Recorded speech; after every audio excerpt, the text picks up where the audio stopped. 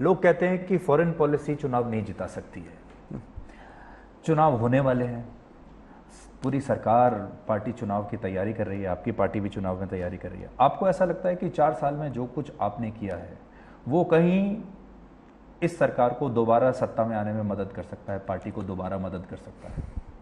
देखिए, मुझे लगता है कि जब चुनाव होगा और जो हमारे वोटर्स जो हैं एक बार और सोचेंगे तो उनके मन में होगा कि हमारे जो भी पार्टियां जो हैं, जो लीडर हैं, जो उनके सामने जो चॉइसेस हैं, कि जो सत्ता में हैं उनकी परफॉर्मेंस कैसे थी और जो सत्ता में नहीं है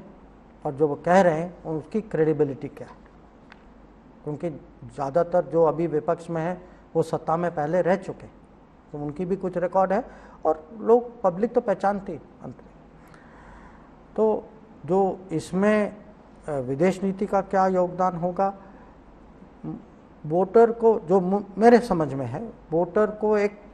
टोटल पिक्चर मिलेगा और टोटल पिक्चर होगा। अब जैसे अब कोविड, हाँ, महामारी, अब आप हमारी जो उस समय जो परफॉर्मेंस थी कई वोटर के मन में होगा, उसमें भी कुछ विदेश नीति का कुछ योगदान था।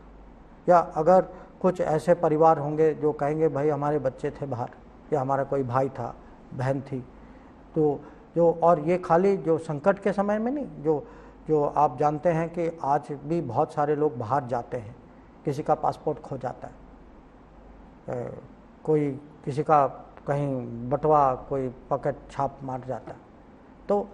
जो पब्लिक जो है, पब्लिक देखती है कि आजकल सरकार से कितनी सपोर्ट हमें मिलती, आज हम कितनी सुरक्षित हैं बाहर जाने में। या वो ये भी देखेंगे कि अब तेल की कीमत जो है, अब कहीं इसमें कूटनीति का भी कुछ योगदान था। और आपने जो फैसला किया रशिया से तेल लेने का, तो मैं कहूँगा आप इसको अलग अलग नहीं देखें, ये एक इंटीग्रेटेड पिक्चर है। ये हम जो हैं जब इलेक्शन में जाएंगे, हम अपने रिकॉर्ड को वोटर के सामने रखेंगे, उस रिकॉर्ड में फॉरेन पॉलिसी भी शामिल है। क्या ये सही है कि हम ऑयल इकोनॉमी को डी डॉलराइजेशन उसमें करने की कोशिश कर रहे हैं और हम रशिया को जो पैसा दे रहे हैं वो युआन में दे रहे हैं, और ये एक तरीके से हम maybe we are going via China? नहीं, say I saw some reports, these are decisions which companies make, जो मेरे समझ में है lot of the earlier trading used to take place through other currencies, I think some gulf currencies were used. तो अब dollar का प्रयोग क्यों नहीं होता, बिकॉज जो रिसीविंग पार्टी जो है उनके लिए वो डॉलर एक किस्म से मुसीबत है, क्योंकि वो डॉलर, उसकी अपनी सिस्टम होती है, उसमें आजकल कुछ प्रतिबंध लगे हुए हैं, तो उनके लिए वो अनुकूल नहीं है। तो I would say this a very one of case कि आप रशिया के साथ इस स्थिति में, इस समय में डील कर रहे हैं, इसमें डॉलर की उपयोगिता जो है इस पर एक प्रश्न चिन्ह लगा हुआ है। पर ये जो मैं सुन रहा हूँ कि डी डॉलराइजेशन, ये एक किस्म से एक पॉलिटिकल नैरेटिव भी है। मैं आपको ये भी आपके ध्यान में लाना चाहूँगा, अगर आप पिछले 2 साल में देखें कि कौन सा करेंसी स्ट्रेंथन हुआ है सबसे ज़्यादा, डॉलर ही हुआ। क्योंकि जब भी ग्लोबल इकोनॉमी में कुछ होता है तो ये नेचुरल है कि सब डॉलर की तरफ जाते हैं। तो मुझे लगता है कि हमें इसके पॉलिटिक्स में फंसना नहीं चाहिए, परंतु हम जो हैं अभी 5th लार्जेस्ट इकोनॉमी, हमारी अगर आप पूरी ट्रेड देखें, ये बिलियंस में कहूँगा 770 बिलियन का ट्रेड है। तो हम आजकल एक इकोनॉमी, कम से कम आर्थिक क्षेत्र में हम एक ताकत बन चुके हैं। जब हम इस लेवल पे आए हैं तो हमें भी सोचना होगा कि ये ट्रांजैक्शन जो है, अगर मान लीजिए भारत और उदाहरण के तौर पे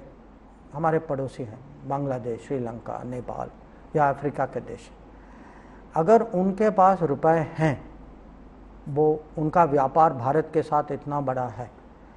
तो हमें कोई भी तीसरे करेंसी की ज़रूरत क्या है। तो ये हमें डायरेक्ट ट्रेड करने में फ़ायदा भी होता है, उसमें पैसे भी बचते हैं, और आजकल जब ये हम अब आप जानते हैं कि ये यूपीआई जो इसका भी हम प्रचार कर रहे हैं कि ये कैशलेस फ्लो, क्योंकि आप सिंगापुर के साथ जो मुझे हाँ जान हाँ इसका पिछले कुछ महीनों में बहुत फ़ायदा हुआ कि सिंगापुर से माने करोड़ों में रेमिटेंसेस आए हैं जो और बिजनेस ट्रांजैक्शन हुए हैं जो बहुत स्मूथली हुए हैं और जो दोनों पार्टी के लिए लाभदायक है।